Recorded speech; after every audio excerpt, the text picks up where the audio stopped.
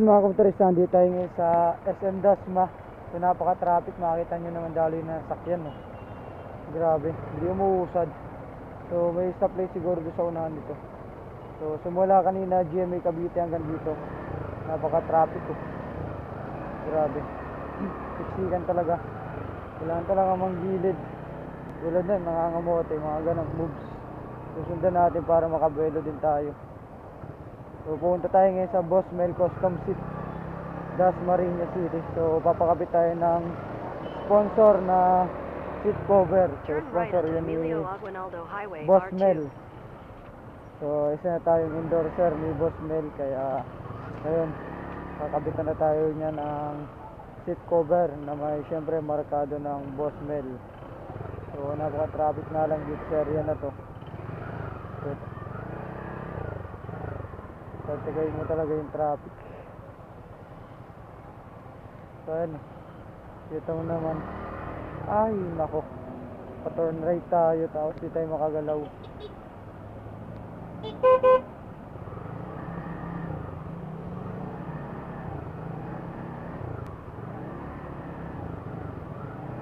Grabe, mahirap pala dito pag hapon. Ito ang sistema dito, napaka-traffic. Grabe. So 3.9 po yung tatakbuhin natin papunta doon sa shop ni Boss Mel.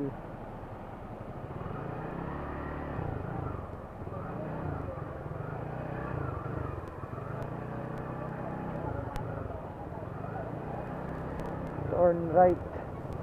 Takbakin na natin dito, sana di ganun ka-traffic. Continue on R2 for 4 kilometers.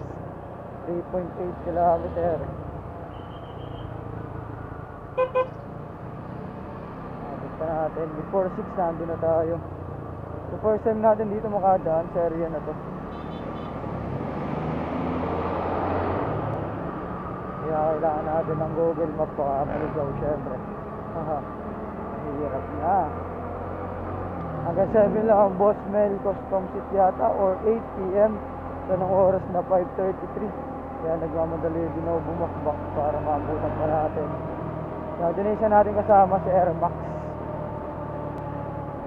Bumabakbak na ako para maabutan pa natin bukas. Sayang yung pinunta natin kung masasarahan lang tayo. Medyo maluwag naman na sa area na to. Ang traffic. Peter, makalusot lang tayo dito sa area ng traffic na to.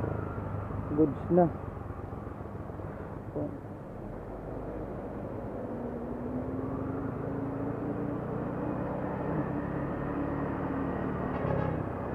So first time ko rin mararating to Boss Mel Dasmariñas. So narating ko na mga kamotorista yung sa Las Piñas. Dito ngayon lang sa Dasma. Grabe ang traffic.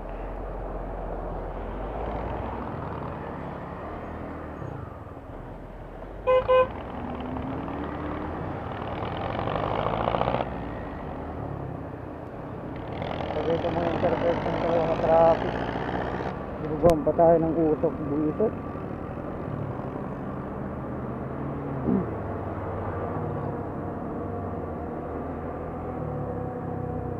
In 4 kilometer. Lapit na tayo.